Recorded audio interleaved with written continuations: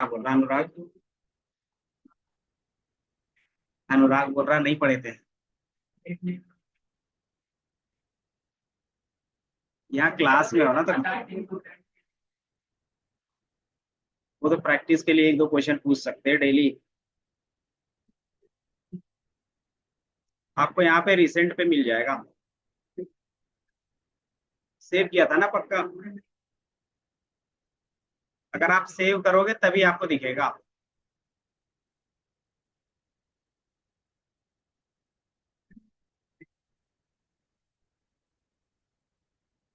Save किया था। ये आप ओपन पे जाओगे, देन यहाँ पे भी दिखेगा अगर रिसेंट में होगा तो। नहीं है। सेव कैसे किया था?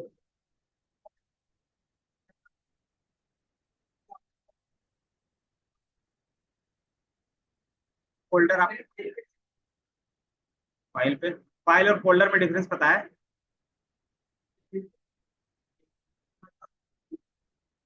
फाइल्स में हमेशा एक्सटेंशन होता है, और फोल्डर में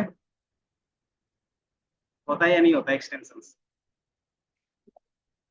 बताओ अनुराग। फोल्डर में एक्सटेंशंस होते हैं या नहीं होते?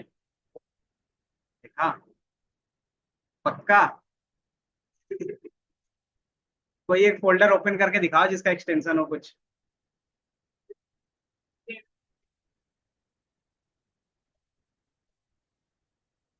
नहीं, आप कहीं पे भी सेव करते हो तो आपको पता होना चाहिए कि वो लोकेशन कहाँ पे है। जैसे मैं क्या करता हूँ ना, फिर से दोबारा आपको, जैसे मेरे पास सीएसवी फाइल था, मैंने ये ओपन किया। अब ये फाइल को मुझे सेव करना है तो क्या करेंगे? फाइल पे क्लिक करके सेव पे क्लिक करोगे।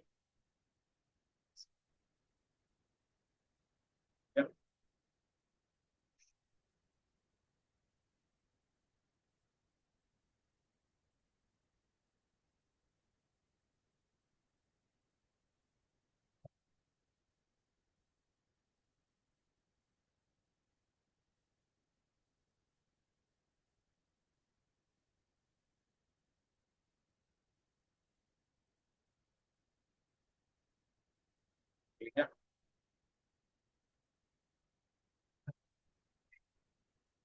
आप क्या करोगे ना, जो भी काम करते हो आप क्या करो, एक फाइल या फोल्डर अलग से बना लो क्लास के लिए, और उसके अंदर क्या करोगे, जिस तरीके से मैंने यहाँ पे हर एक मॉड्यूल के लिए क्या किया है, अलग अलग फोल्डर बनाया है, उस तरीके से आप भी क्या करोगे, अलग अलग फोल्डर बना लोगे। उससे क्या होगा, इजी होगा फाइंड करना कि आपका फाइल कहाँ पे है। देन आप क्या करोगे, सेव करोगे फाइल, देन सेव। अब यहाँ से आप क्या कर सकते हो, अपना लोकेशन चेंज कर सकते हो। जैसे ये आपका फाइल का नेम हो गया, ये क्लास का है, एंड यहाँ पे आपको दिख रहा है लोकेशन, ये कहाँ पे जाके सेव होगा, दिख रहा है। देन आप क्या कर सकते हो, यहाँ से लोकेशन चेंज भी कर सकते हो। लेकिन ये क्या आपके पास डाउनलोड में भी कर सकते हो। हाँ, यहाँ से आप क्या कर सकते हो, चेंज कर सकते हो अपने हिसाब से, या फिर मोर ऑप्शंस में इधर देख लो। मोर ऑप्शंस पे क्लिक करोगे ना, आपको क्या देगा, फाइल लोकेशन दे देगा। ये दिख रहा है कि आपको कहाँ पे सेव करना है, या तो फिर आप यहाँ पे देखोगे क्या है, ब्राउज दिस डिवाइस।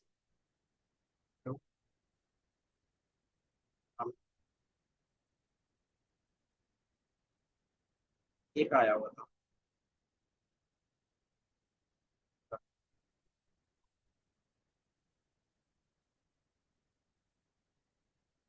ये दिख रहा है। यहाँ से आप क्या कर सकते हो, ब्राउज दिस डिवाइस पे क्लिक करोगे ना, तो आप अपने हिसाब से क्या कर सकते हो, कोई भी लोकेशन चूज कर सकते हो। देन आपको लगता है कि ये मेरा पावर बीआई का फोल्डर है, इसमें से जाओगे, अंदर क्या करोगे, सेव पे क्लिक करोगे। जैसे सेव पे क्लिक करोगे तो क्या होगा, ये हमारा फाइल लोकेशन, यहाँ पे नेम, नेम क्लास 313, ये मैंने दे दिया। अंदर ये हमारा क्या है, नीचे क्या लिखा हुआ है, पावर बीआई। ये बेसिकली होता है फाइल के लिए एक्सटेंशन, फोल्डर में एक्सटेंशन नहीं होते, फाइल में ही होता है। समझे अनुराग? जैसे आप सेव करोगे तो क्या होगा, वो उस लोकेशन पे सेव हो जाएगा। देन दोबारा जब भी आप कहीं पे भी ओपन करोगे तो आपको क्या लोकेशन पता है, तो आप क्या कर सकते हो, डायरेक्टली उस लोकेशन पे जाके ओपन कर सकते हो। ओपन पे क्लिक करोगे, देन ब्राउज दिस फाइल, और जहाँ पे आपका सेव है आप क्या कर सकते हो, वहां से ओपन कर सकते हो। ये दिख रहा है।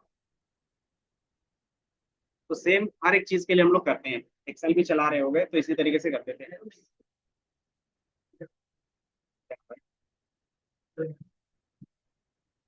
देख रहे कुछ हमारे क्या है, क्या इशू है, मैं देख लूंगा एक बार। मैं आ रहा हूँ एक मिनट। बाकी यहाँ तक फाइल का हमारे पास डेटा क्लीनिंग का काम कर रहे थे ना। तो ट्रांसफॉर्मेशंस, इसमें से क्या क्या चीजें समझ में आई थी नहीं आई थी बताओ अनुराग जल्दी से। क्या क्या बताया था।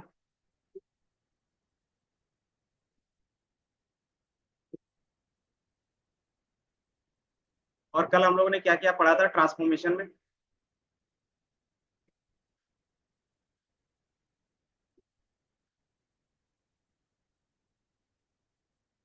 तो समझ में नहीं आ रहा तो मुझे कैसे समझ में आएगा कि तुम्हें नहीं समझ में आ रहा।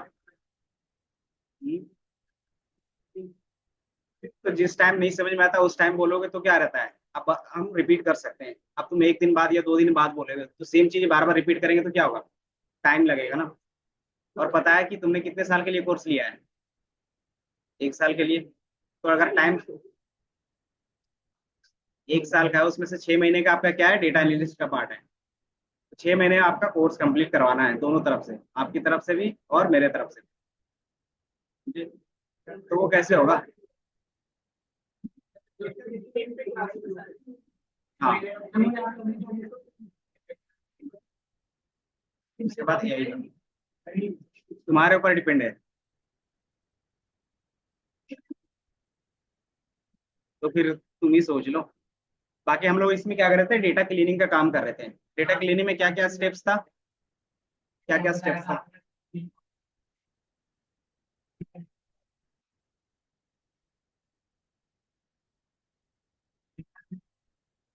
और भी आई डेटा क्लीनिंग स्टेप्स। पहला आपको मिलता था कि आप डुप्लीकेट वैल्यूज रिमूव करते हैं। देन मिसिंग वैल्यूज को क्या करते थे हैंडल करते थे।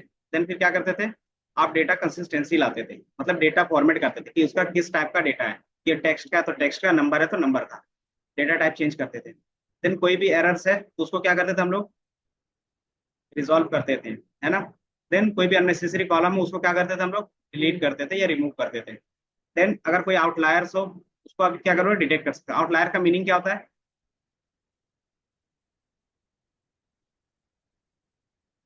आउटलायर का मीनिंग जो जनरल मीनिंग है वो बताओ पहले। अनुराग आप बताओ आउटलायर्स का मतलब क्या होता है। आउटलायर्स। आउटलायर।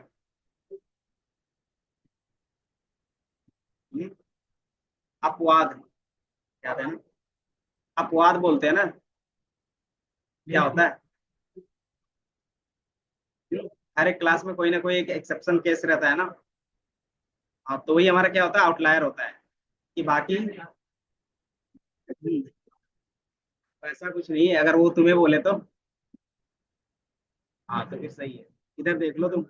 आउटलायर्स का मीनिंग हो गया जो नॉर्मल डेटा पे क्या है नहीं है। कि मान लो मैंने बताया था कि एज का एग्जांपल लेके बताया था याद होगा तो कि नॉर्मली जो एज है यहाँ पे स्टूडेंट्स का वो क्या है 20 से 30 के बीच में है। एंड देन उसके बाद हमारे पास क्या रहता है कि उसके बाद आपके पास कोई 40 या 50 प्लस आ जाए तो हमारे लिए क्या होगा आउटलायर्स हो जाएगा। तो वही होता है जो क्या रहता है अनयूजुअल डेटा रहता है उसको हम लोग आउटलायर्स बोलते हैं। तो आप क्या कर सकते हो यहाँ पे कि मान लो मैंने बताया था ना आउटलायर से क्या होगा कि आपका जो सिंगल वैल्यू रिप्रेजेंटेशन होगा समराइज वैल्यू होगा उसमें क्या होगा रिफ्लेक्ट होगा। कि अगर आउटलायर बहुत बड़ा है तो क्या होगा कि आपका एवरेज मीन मीडियन क्या होगा बहुत ज्यादा आने लगेगा। तो जो आप कोई भी चीज एवरेज के बेस पे करोगे ना तो वो रियल रिजल्ट नहीं होगा। इसलिए हम लोग क्या करते हैं आउटलायर डिलीट करते हैं हमेशा। देन आप क्या कर सकते हो कॉलम को रीनेम कर सकते हो। कॉलम स्प्लिट कर सकते हो। पिविट अनपिविट कर सकते हो। देन इरिलेवेंट रोज जो भी है तो आप क्या कर सकते हो डिलीट कर सकते हो। देन आप डेटा फिल्टर आउट कर सकते हो। Then validate and apply changes कि आपको लगता है कि सारी चीजें सही है तब क्या करते हो आप वैलिडेशन अप्लाई कर देते हो। तो ये मिनिमम स्टेप्स होते हैं। ये स्टेप्स हमने कल किया था। याद होगा तो मैंने क्या किया था सारी चीजें ये रिमूव किया था। अच्छा मैंने भी सेव नहीं किया था कोई नहीं। तो अगर डेटा को हमें क्या करना है डुप्लीकेट वैल्यू डिलीट करना है तो कैसे करेंगे।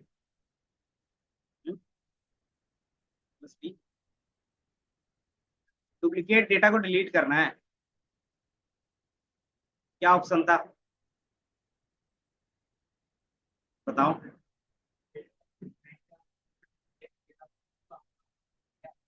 परविंदर बताओ। डुप्लीकेट वैल्यू कैसे डिलीट करेंगे? हाँ, इसमें सारा चीज क्लिक बेस है। अगर आपने क्या है, इसको एक्सप्लोर नहीं किया है, मतलब आप क्या कर रहे हो, घर में काम नहीं कर रहे हो। आलोक, कैसे रिमूव करेंगे डुप्लीकेट वैल्यूज? हम्म।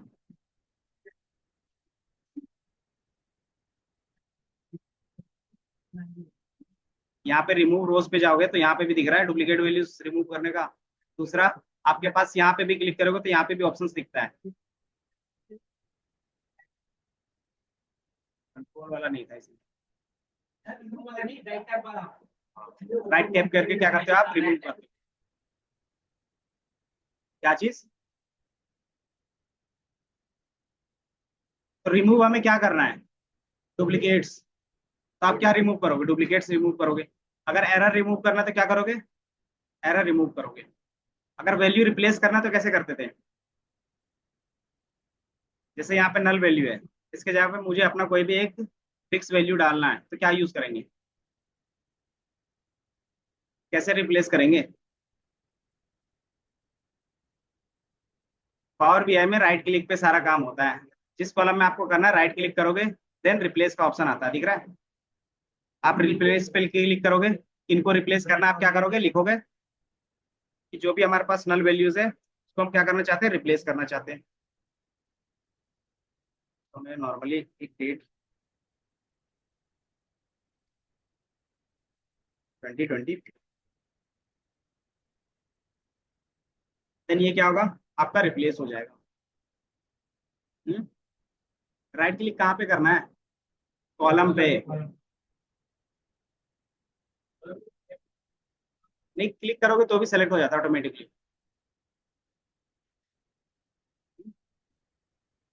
फाइल नॉर्मली ओपन कर लो ना फिर से आप। देन और क्या था हमारे पास? इस पे हम लोग देख लेते हैं डेटाबेस कैसे कनेक्ट करते हैं, सॉरी इसमें हमारा ये ज्वाइंस का देख लेते हैं कि इसमें ज्वाइंस कैसे कर रहे हैं। क्योंकि हमें क्या करना था, नल वैल्यू ही रिप्लेस करना था। कौन सा? इसके लिए फिर हम लोग लॉजिक लगाएंगे अपना, इफ एल्स का। इफ एल्स का कैसे लगाते हैं कॉलम पे, कि एक कॉलम के बेस पे दूसरे कॉलम में डेटा चाहिए, तो क्या करेंगे हम लोग?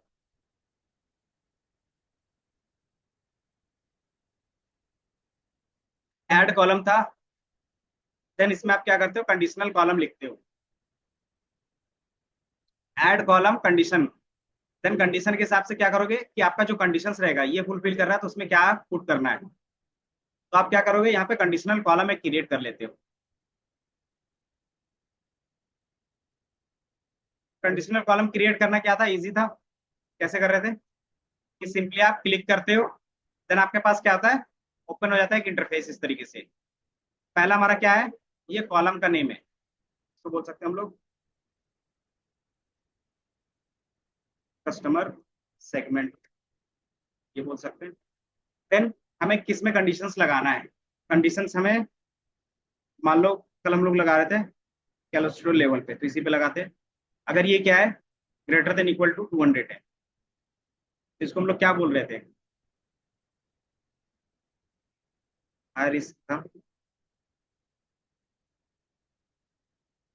देन हमारे पास मीडियम था। अगर मुझे दो ही कंडीशंस रखना है तो क्या करेंगे? तो ये हमारा पहला कंडीशंस का क्या हो गया, आंसर हो गया। दूसरा क्या होगा, यहाँ पे आपको लिखना होगा एल्स पार्ट पे, तो एल्स में क्या लिख देंगे, तो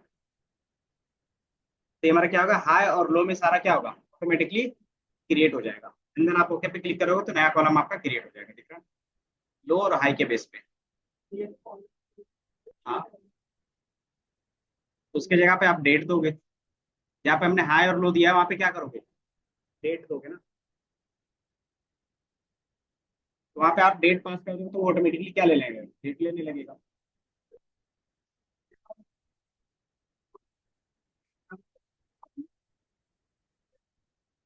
इसमें आपको इफ एल्स में करना ही पड़ेगा।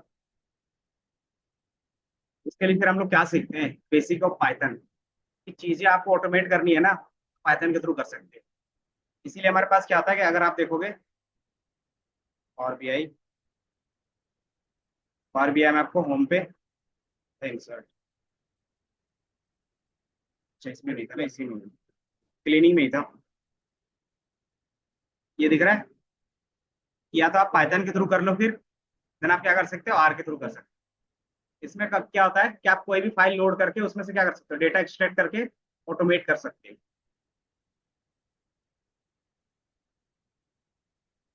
तो हमारे पास और क्या करना था इसमें, वो सारी चीजें डेटाबेस का बताना था ना, ज्वाइंस का। कि मान लो ये हमारे पास क्या है, दो टेबल्स रहते हैं, तो उसको हम लोग यहाँ पे कैसे ज्वाइन कर सकते थे। तभी हमारे पास क्या है, सिंगल टेबल है, इसी को मैं क्या करता हूँ, डुप्लीकेट बना लेता हूँ। डुप्लीकेट और रेफरेंस में बताया था, डिफरेंस क्या होता है, नहीं बताया था। डुप्लीकेट और रेफरेंस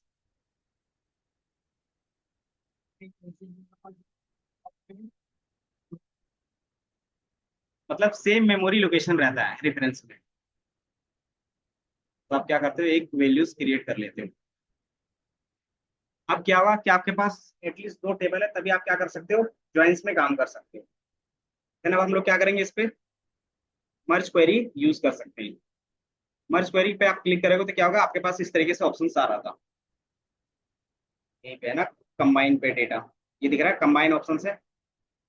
इसमें आपको तीन ऑप्शंस दिख रहे थे, मर्ज क्वेरीज, अपेंड क्वेरीज और एक कंबाइन फाइल्स। तभी हम लोग देख रहे हैं मर्ज क्वेरी में। मर्ज क्वेरी में हमारे पास सिंटेक्स होता था, अगर एसक्यूएल में देखोगे, एसक्यूएल में क्या सिंटेक्स होता था, ज्वाइंस का सेलेक्ट करते थे, देन यहाँ पे सारा कॉलम का नेम लिखते थे। फिर क्या रहता था, फ्रॉम, देन टेबल वन, है ना। देन फिर क्या करते थे, जो आपको ज्वाइंस लगाना वो परफॉर्म करते थे। देन फिर टेबल टू। इसके बाद फिर हम लोग ऑन कीवर्ड लगाते थे, किस लिए, कि दोनों टेबल में क्या कॉमन है। तो टेबल वन में जो कॉमन रहेगा वो इक्वल टू टेबल टू में जो कॉमन रहता था वो, है ना। तो ये हम लोग पूरा क्वेरी लिखते थे। अब ये सेम काम आप यहाँ पे क्या करोगे, सेलेक्ट करोगे सिर्फ, मतलब क्लिक बेस पे करोगे। ठीक है, इतना समझ में आया। हाँ, इस पे मर्ज क्वेरी, इस पे आप ये मर्ज क्वेरी एस, ऐसा तो कुछ नहीं है। बेसिकली ये हमारे ख्याल से हो सकता है ना कि मर्ज क्वेरी इन द मीन्स कि जो आपके पास पुराना क्वेरी आपने परफॉर्म किया वो दिखेगा। अगर आप फिर से कोई नया क्वेरी परफॉर्म करना चाहते हो, अलग ज्वाइन परफॉर्म करना चाहते हो, बाय डिफॉल्ट आप क्या करते हो। अच्छा, ये हो सकता है जैसे आपके पास क्या था पहले, जो हम लोग क्वेरी परफॉर्म करते थे एसक्यूएल पे, तो क्या दिखाता था वो, एक अलग से टेम्परेरी टेबल बनाता था, याद होगा तो, है ना। और उसी में क्या करता था, दोनों टेबल्स का डेटा आपको फीड करके दिखाता था, है ना। लेकिन एक्चुअल टेबल में वो सारी चीजें नहीं होती थी। लेकिन हमारे पास अगर मर्ज क्वेरी करते हैं तो इसमें क्या है कि एक ऑप्शन है कि आप उसी टेबल में क्या कर सकते हो, दूसरे टेबल को कनेक्ट कर सकते हो। तो ये आपके ओरिजिनल टेबल में ही चेंजेस होंगे। मर्ज क्वेरी एज ए न्यू करोगे तो क्या होगा, कि आपका ये दोनों टेबल है ना, एक नया टेबल परफॉर्म करेगा और उसमें आपका डेटा फीड करके दिखाएगा। ये बेसिकली चेंजेस होंगे। ये समझ में आया। बाय डिफॉल्ट हम लोग क्या कर रहे थे, क्लिक कर रहे थे, इसमें से हमारे पास क्या था, टेबल वन। टेबल में आप वन में क्या करते हो, कि कौन सा कॉमन है हमारे पास, क्योंकि दोनों सेम है तो हम लोग क्या कर सकते हैं, कोई भी कॉलम लोगे तो आपको रिजल्ट आएगा, patient ID. Then second table हमारे पास क्या है, एक और टेबल जो हमने उसका क्या बनाया था, डुप्लीकेट बनाया था, उसी का हमने यूज कर लिया। देन इसमें से भी क्या होगा, इसका पेशेंट आई आईडी क्या होगा, इक्वल होगा। देन यहाँ पे आपके पास ज्वाइंस है। ज्वाइंस कितने टाइप्स के थे,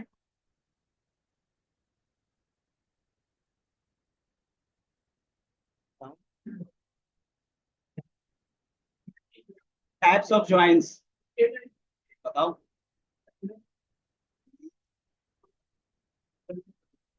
जल्दी से बताओ।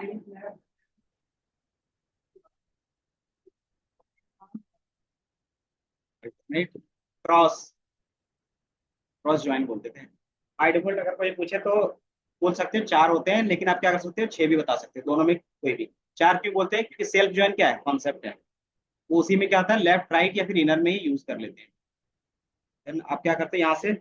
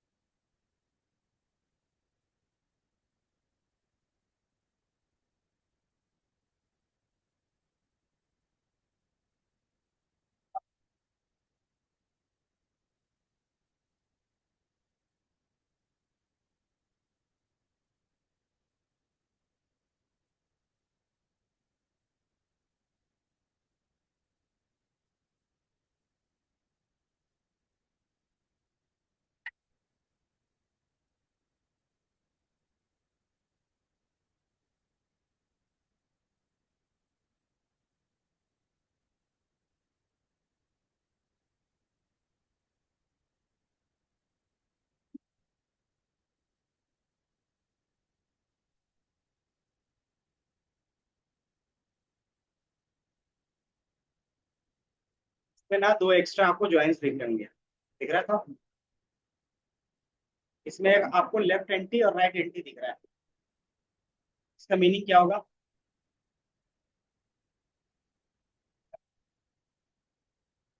ये तो लेफ्ट आउटर में दिख रहा है। ये लेफ्ट ज्वाइन हो गया, ये राइट ज्वाइन हो गया, ये फुल हो गया, ये इनर हो गया। ये चार हमारे पास हो गए। इसके अलावा लेफ्ट एंटी और राइट एंटी है, क्या हो सकता है ये?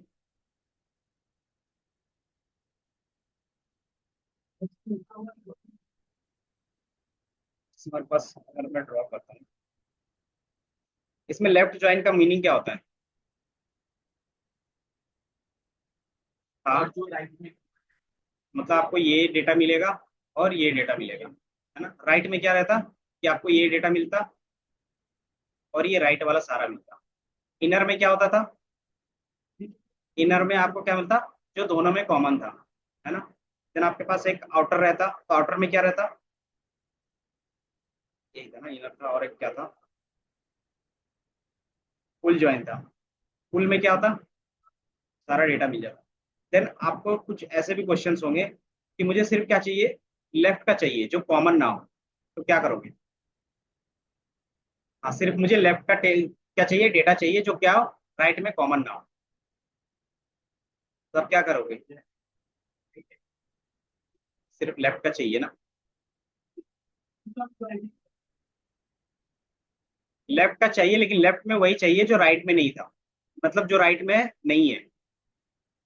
जैसे आपके पास क्या होगा, लेफ्ट और राइट में क्या होता है, जो कॉमन रहेगा वो यहाँ पे दिखता है ना।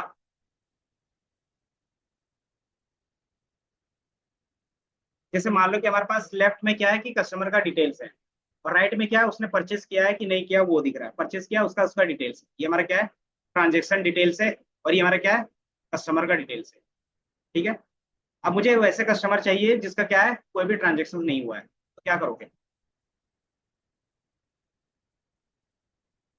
बताओ। तो जो कॉमन होगा उसको भी नहीं लोगे और जो राइट में होगा उसको भी नहीं लोगे, सिर्फ क्या लोगे? सिर्फ लेफ्ट से वही लोगे जिसका क्या है कि ट्रांजेक्शन वाले में नहीं होगा डेटा, है ना। सिंपल से अगर थोड़ा सा समझोगे कि हमारे पास वैसे कस्टमर का डेटा चाहिए जो क्या है, राइट वाले टेबल में नहीं होना चाहिए, तो हम क्या करेंगे, पूरे राइट वाले को डिलीट करेंगे ना, मतलब हटाओगे। तो इसमें कस्टमर आईडी रहेगा और जो ट्रांजेक्शन्स लेगा उसमें भी तो कस्टमर आईडी रहेंगे। तो ज्वाइन क्या करता था? तो ज्वाइंस में हमें सिर्फ, मान लो इसमें क्या है, कस्टमर में हमारा सारा डिटेल है, जिसने परचेस किया है नहीं किया है, तो आपको बताना है कि परचेस जिसने किया ना उसका डिटेल चाहिए मुझे, सॉरी जिसने परचेस नहीं किया ना उसका डिटेल चाहिए, तो क्या करेंगे?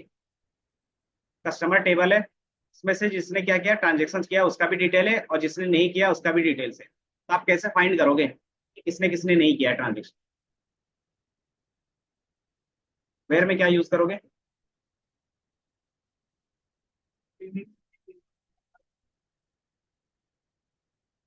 तो वो कैसे, ट्रांजेक्शन आईडी तो लाओगे ना इसमें। तो आप क्या करोगे, इसको कनेक्ट करोगे। तो जैसे टेबल कनेक्ट करते हो तो आपके पास क्या होता है, ज्वाइंस के ऑप्शन आते हैं। लेफ्ट में क्या होता था, तो लेफ्ट का डिटेल दिखेगा प्लस जो कॉमन था वो भी दिखेगा। लेकिन हमें अभी क्वेश्चन के हिसाब से क्या करना है, जो कॉमन है ना वो सिर्फ ना दिखे, सिर्फ लेफ्ट का ही दिखे, तो क्या करोगे? जो कॉमन है उसको डिलीट करोगे ना, मतलब हटाओगे।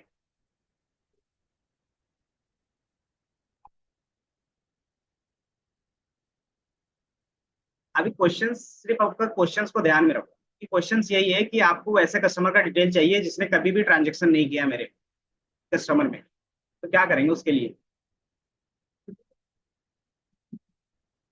जिसका ट्रांजेक्शन में कोई भी आईडी नहीं होगा, कस्टमर आईडी। मान लो कि एक ट्रांजेक्शन का क्या आपके पास क्या टेबल है, इसमें मान लो कि हमारे पास क्या है, कस्टमर 1 2 4 इस तरीके से। लेकिन हमारे पास क्या 1 2 3 4 है। तो ये 3 वाला कस्टमर इसमें पेमेंट किया है कि नहीं किया, पता चल रहा है। कैसे पता चल रहा है? कि इसका जो भी आईडी है ना यहाँ पे आपको नहीं दिख रहा है, इसका मतलब ये पेमेंट नहीं किया है। तो ये कैसे फाइंड करोगे? कि मान लो सिंपल है कि इसका कस्टमर आईडी यहाँ नहीं है इसीलिए आप बोल रहे हो, है ना। तो अगर इसका कस्टमर आईडी यहाँ पे नहीं है तो मतलब यहाँ पे जो है, जो क्या होना चाहिए, कॉमन नहीं होना चाहिए दोनों में। अगर दोनों में कॉमन है इसका मतलब क्या है, तो उसने बाय किया है, मतलब ट्रांजेक्शन किया है। अगर कॉमन नहीं है तो मतलब उसने अभी तक कोई भी चीज क्या किया है, ट्रांजेक्शन नहीं किया है। तो कॉमन नहीं है वो कैसे पता चलता है, कि आप इसको हटा दोगे तभी ना। ये चीज क्या था, कॉमन के लिए था। तो हमें यही क्या करना है, रिमूव करना है। ना ही मुझे राइट का टेबल चाहिए, ना ही ये कॉमन चाहिए, मुझे क्या चाहिए, सिर्फ ये लेफ्ट का चाहिए। तो लेफ्ट में हमारे पास क्या बच गया था, सिर्फ 3 बच गया था। तो ये रिटर्न करके क्या देगा कि जो कस्टमर नंबर 3 है वो क्या है, अभी तक कोई ट्रांजेक्शन नहीं किया है। तो वो कैसे हम लोग बनाते हैं, तो एसक्यूएल में था नल के बेस पे, इज नल, नॉट नल, या फिर नॉट इन करते थे, याद होगा तो नॉट इन करके हम लोग कर रहे थे। इसमें क्या है, उसी चीज को इन्होंने क्या किया है, क्लिक बेस पे किया है। कि लेफ्ट एंटी का मतलब क्या हो गया कि ऑटोमेटिकली क्या करेगा वो, इज इनका लगा देगा कि जो सिर्फ लेफ्ट में है, जो कॉमन नहीं है वो क्या करेगा, आपको रिटर्न कर देगा। इसी तरीके से राइट में क्या है कि राइट एंटी में है। और बाय डिफॉल्ट अभी हम लोग क्या कर रहे हैं, इनर, कि जो दोनों में कॉमन हो वो सारा चीज चाहिए मुझे। बाय डिफॉल्ट क्या है, सारे कॉमन से। तो आप क्या कर सकते हो, ओके पे क्लिक करोगे तो ये हमारा क्या होगा, एक ही टेबल में ज्वाइंस होके आ जाएंगे। ये दिख रहा है आपको, एक टेबल दिख रहा होगा यहाँ पे। देन सब में क्या लिखा हुआ है, टेबल टेबल लिखा हुआ आ रहा है, दिख रहा है। आप इसको क्या कर सकते हो कि इनमें से कौन सा कॉलम लेना है नहीं लेना है, आप क्या कर सकते थे, वहां भी खुद से डिफाइन करते थे कॉलम का नेम। यहाँ से भी क्या कर सकते हो, सेलेक्ट कर सकते हो। ये दिख रहा है कि आपको कौन सा वैल्यूज रखना है, कौन सा नहीं रखना है। मान लो मुझे क्या करना है कि यहाँ से एक एज लेना है, एक जेंडर लेना है बस, बाकी को नहीं लेना। तो क्या करोगे आप, बाकी को क्या करोगे, अनटिक रखोगे। तो जैसे आप ओके पे क्लिक करोगे तो क्या आएगा, ये दो अलग अलग वैल्यूज आपके यहाँ पे क्या होंगे, इस टेबल में अटैच हो जाएंगे, है ना। आएगा, ये आएगा। आपने टेबल दोनों अटैच किया, इसमें से आपने दोनों सेलेक्ट किया है, कॉमन कौन सा कॉलम होगा, क्योंकि जो ज्वाइंस का वहां पे था ना, यहाँ पे क्लिक बेस है, तो आप वही सारी चीजें क्या करोगे, क्लिक करोगे, ठीक है। देन आप यहाँ से ज्वाइन सेलेक्ट करते हो एंड देन ओके पे क्लिक करते हो, बस इतना ही करना रहता है। ये आपका क्या हो गया, ज्वाइन हो जाता है।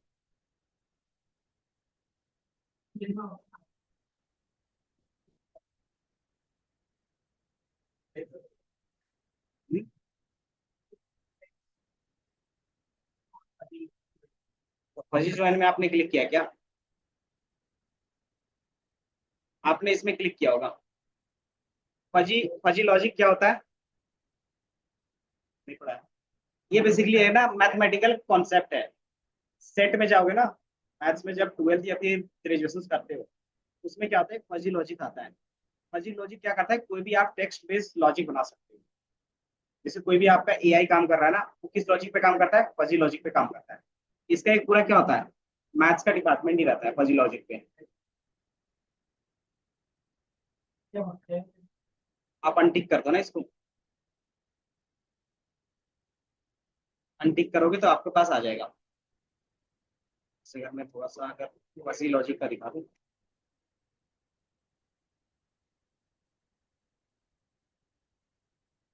अगर कोई भी एआई या फिर कोई भी चीज ना मशीन के बेसिस पे डिसीजन लेना चाहता है, तो उसके लिए क्या रहता है, मैथ्स में एक फजी लॉजिक का पूरा क्या रहता है, सेमेस्टर में एक पूरा बुक रहता है, पूरा एक सेमेस्टर चलता है फजी लॉजिक पे। तो ये क्या करता है आपके पास, कि आप कोई भी टेक्स्ट बेस एनएलपी प्रोसेस कर सकते हो। जो आज चैट जीपीटी देख रहे हो ना, वो क्या है, इसी का रिजल्ट है। इसको डिटेल से नहीं देखना। ये देख रहे हैं कि आप टेक्स्ट बेस क्या करते हो, लॉजिक बनाते हो। यहाँ पे यस नो के बेस पे है। ये दिख रहा है, यहाँ पे एक कंडीशन बना है, फजी लॉजिक में क्या होगा, प्रोबेबिलिटी बेस हो जाएगा।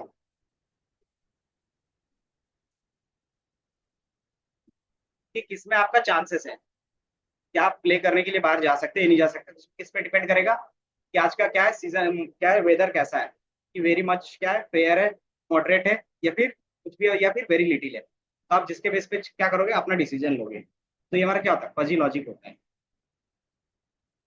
तो ये भी हम लोग, ये सिर्फ क्या होता है, टेक्स्ट बेस के लिए होता है। नंबर्स आप इसमें नहीं करते, नंबर्स के लिए हमारे पास क्या होता है, नॉर्मल इफ एल्स से काम चल जाता है नंबर के लिए। देन अपेंड में क्या होगा, बताया था।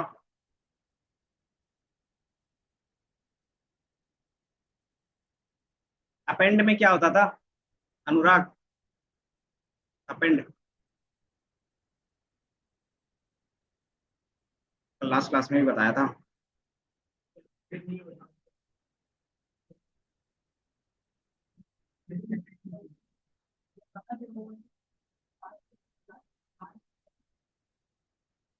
क्या बता रहे हो तुम?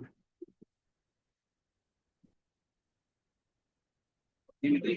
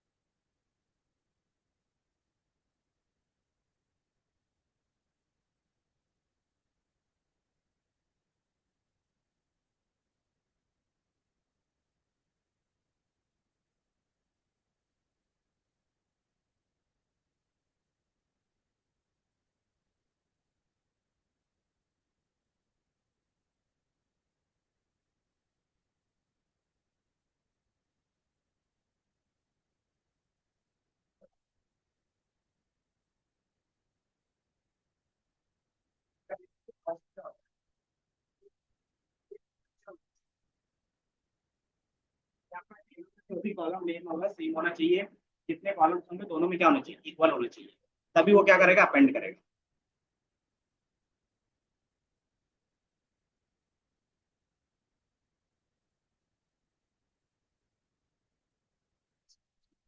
वही टेबल से इस टेबल को लिखता हूँ। देन आप क्या करोगे, अगर आपको लगता है कि और भी टेबल्स है उसको भी ज्वाइन करना है, तो आपको यहाँ पे सारे टेबल्स दिखने लगेंगे। सबको क्या कर सकते हो आप, ऐड ऑन करके आपस में ज्वाइन कर सकते हो, मतलब अपेंड कर सकते हो। उससे क्या होगा आपके पास, कि आपके पास अगर 10 टेबल है तो क्या होगा, एक या दो टेबल में आप क्या कर सकते हो, उसको एनालाइज कर सकते हो। इसी टेबल में क्या हो गया, सारे अपेंड हो गए। पहले हमारे पास कितना डेटा था बता सकते हो? 550 था। अब हमारे पास कितना हो गया, 999 प्लस से, मतलब अब हमारे पास 1000 प्लस डेटा है। पहले हमारे पास कितने कॉलम थे, 9 कॉलम थे, अब कितने हो गए, 18 हो गए। तो आपको यहाँ पे सारा वैल्यूज दिखेगा। सिंपली आप उसमें डबल क्लिक करो, नेम चेंज कर सकते हो। दूसरा, आप राइट क्लिक करो, रीनेम का ऑप्शन आ जाएगा। हाँ, ये यहीं पे दिखता है, दिख रहा है नीचे। आपको सारा values, number of columns, number of रोज कितने, वो सारा चीज दिखेगा। और आपको यहाँ पे कितना डेटा एक साथ दिख सकता है वो दिख रहा है। तो यहाँ पे क्या है, टॉप 1000 रोज आपको दिखते हैं एक बार में।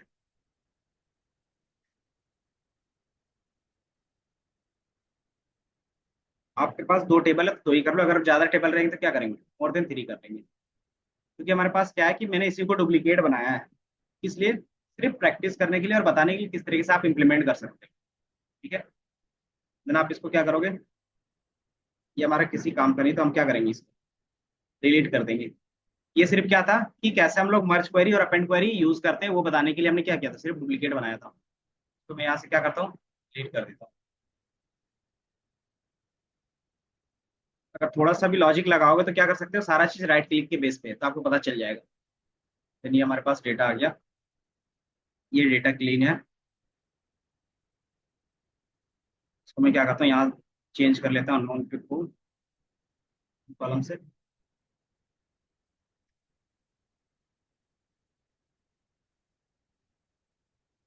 इसको भी अननोन से। देन फिर हम लोग क्या करेंगे, स्टार्ट करेंगे अपना चार्ट क्रिएट करना।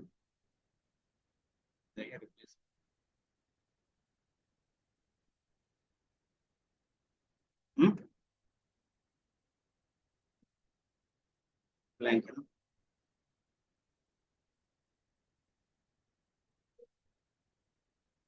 इस पे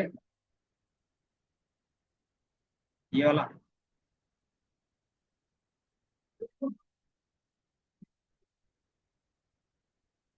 ये बेसिकली बता रहा है कि हमारे पास कितने यूनिक डेटा है और हर एक डेटा में कितने वैल्यूज हैं।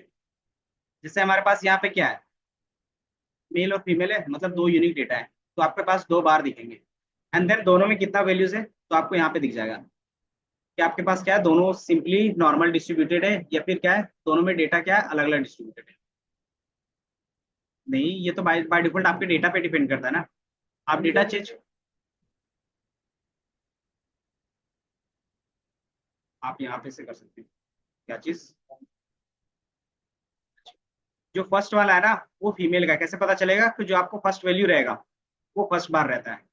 कि जैसे जैसे डिस्टिंक्ट वैल्यू उसको मिलते जाते हैं ना, उसी तरीके से वो क्या करता है, बार क्रिएट करते जाता है। कि आपके पास क्या है, फीमेल ज्यादा है तो आपको पहले फीमेल दिख रहा है। देन आपके पास क्या है, मेल है तो मेल दिखेगा। इसी तरीके से जितने भी होंगे ना, तो आपको इस तरीके से दिखेगा। तो ये बेसिकली बताता है डिस्ट्रीब्यूशन। डिस्ट्रीब्यूशन हम लोग चेक क्यों करते हैं?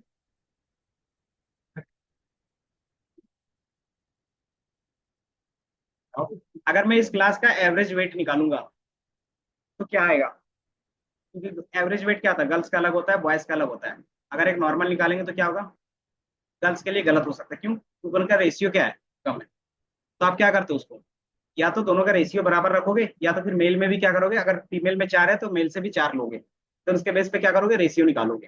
फिर वो जो एक्यूरेसी देगा एवरेज, वो क्या होगा, ज्यादा परफेक्ट होगा एज कम्पेयर टू जो हम लोग क्या करते हैं, टोटल का निकालते हैं। तो उसमें क्या होता है कि आपके पास सैंपल सही से नहीं हो पाते। तो परफेक्ट सैंपलिंग के लिए हम लोग क्या करेंगे, परफेक्ट सैंपलिंग के लिए क्या करेंगे, रेशियो बराबर रख सकते हैं, या फिर नंबर ऑफ काउंट्स बराबर रख सकते हैं। तो वो हम लोग यहाँ से डिसाइड कर सकते हैं देख के।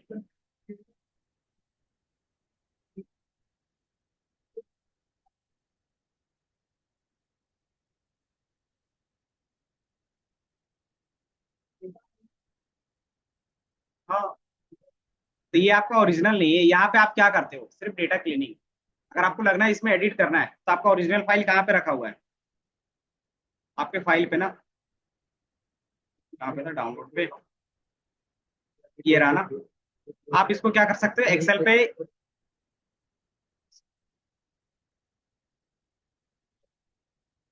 आप एक्सेल पे ओपन करोगे, वहां से एडिट कर लो। जब भी आप डेटा एडिट करते हो ना, वो सोर्स फाइल पे करते हो। और पावर बीआई क्या करता है, सोर्स फाइल पे कभी भी एडिटिंग नहीं करता। कि आपका जो भी चीज आप चेंजेस कर रहे हो, ये फाइल में नहीं होगा। ये आपका सिर्फ क्या करता है, पावर बीआई स्टोर करता है स्टेप के फॉर्म में। ये दिख रहा होगा, ये दिख रहा है, ये सिर्फ स्टेप के फॉर्म में करता है, चीजें चेंज नहीं करता ओरिजिनल डेटाबेस पे। और ये जरूरी क्यों है? क्योंकि डैशबोर्ड बनाने के लिए हमें सारा डेटा की कंपलसरी नहीं है। दूसरा, कि अगर आप एक बार डेटा डिलीट करोगे, तो अगर मान लो कभी दूसरा काम पड़ गया तो क्या करोगे फिर? अगर एक बार डिलीट हो गया तो फिर यूज नहीं कर पाओगे ना। तो इसलिए क्या करते हैं कि आपके पास पावर भी है, क्या है, पहले से इंटेलिजेंस है, वो क्या करता है, डेटा कभी भी डिलीट नहीं करता। और रियल वर्ल्ड में भी यही चलता है, डेटा कभी भी आप डिलीट नहीं करते। आप सिर्फ क्या करते हो, या तो क्लीन करोगे अपने सॉफ्टवेयर के साथ और उसी में वो दिखेगा। दूसरा, आप क्या कर सकते हो, फिल्टर करते हो, डेटा कभी भी डिलीट नहीं करोगे। ठीक है? अगर आपको लगता है एडिट करना है, तो एडिट का ऑप्शन कहाँ पे मिलेगा? अगर ये आपका सीएसवी फाइल है, तो आप सीएसवी फाइल में जाके एडिट कर सकते हैं। और यही अगर डेटाबेस में रहता, तो डेटाबेस में कैसे डेटा एडिट करते हैं, अपडेट के थ्रू।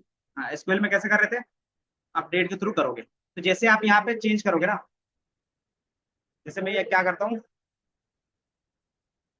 यहाँ पे आप अदर्स जैसे ही लिख दोगे, तो ये ऑटोमेटिकली कहाँ पे रिफ्लेक्ट होगा, आपके पावर बीआई में रिफ्लेक्ट होने लगेगा। कैसे पता चलता है? मान लो ये हमारे पास क्या है, एक अदर्स का भी रख देते हैं।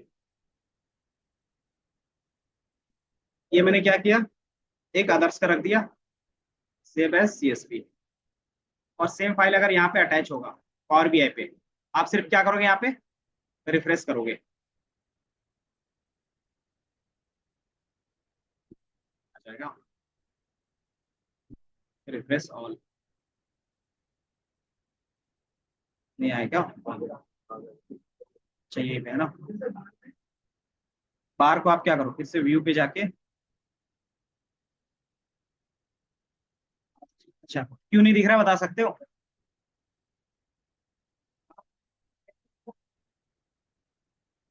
नहीं दिखना चाहिए। बेसिकली ये इसलिए नहीं दिख रहा है ना बार पे, क्योंकि वो एक वैल्यू है और हमारे पास क्या हजार है।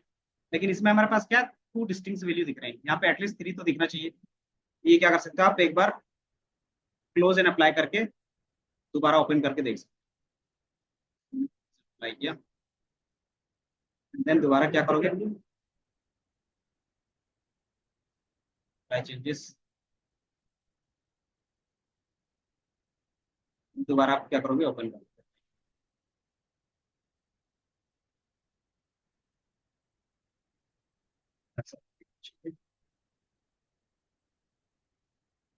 बेसिकली वो रिफ्रेश पे डिपेंड करता है। आ गया? तो क्या है कि वो जितने जल्दी आपका रिफ्रेश ले रहा है वो उस पर डिपेंड करेगा। डिस्टिंग मतलब आपके पास क्या है, तीन वैल्यूज है जो हैं। और यूनिक का मतलब क्या हो गया, एक ऐसा भी वैल्यू है जो कभी भी रिपीट भी नहीं हुआ है। जैसे मेल क्या हो रहा है, रिपीट हो रहा है बार बार। फीमेल क्या हो रहा है, बार बार रिपीट हो रहा है। वो क्या होंगे, वो डिस्टिंक्ट वैल्यू है, बट क्या है कि यूनिक नहीं है। देन हमारे पास एक अदर है, अदर क्या है, तो डिस्टिंक्ट है मतलब यूनिक है।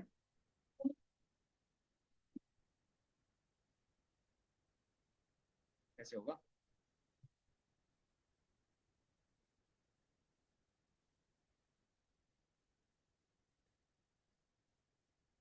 अच्छा, यहाँ तक डेटा क्लीनिंग का पार्ट समझ में आया अभी तक का, क्योंकि इसके बाद हम लोग विजुअलाइजेशंस पे जाएंगे। विजुअलाइजेशंस पे कैसे काम करें। हम्म।